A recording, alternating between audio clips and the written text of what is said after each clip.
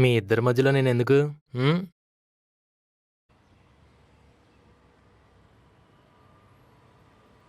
ఏమైంది? ఫేస్ ఎంత డల్గా ఉంది? ఎందుకు పొద్దునుంచి అందరు అదే క్వశ్చన్ అడుగుతున్నారు? నీ ఫేస్ డల్గా ఉంది కాబట్టి అందరూ అలా అడుగుతున్నారు. మన కొత్త ప్రాజెక్ట్ ఉంది కదా, అది హోల్డ్లో పడింది. దానికేముంది? దానికేమైంది అని అంత ఈజీగా ఎలా అడుగుతావు? ఈ ఆఫీస్లో నేను చేస్తున్న ఫస్ట్ సోలో ప్రాజెక్ట్ ఇది. సక్సెస్ అవ్వాలి, సాగర్కి నేనేంటో ప్రూవ్ చేయాలి. ఎంత అనుకున్నా తెలుసా? అంతా పోయింది.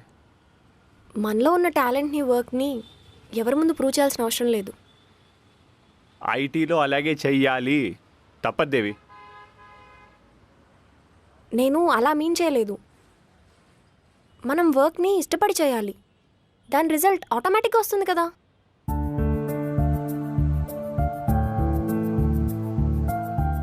నువ్వు అన్నది కరెక్టే, కానీ క్లయింట్ ఏమో అప్పుడు నువ్వు ఉన్నావు కదా, బాగైంది కదా, వాళ్ళు ఓకే కూడా అన్నారు కదా.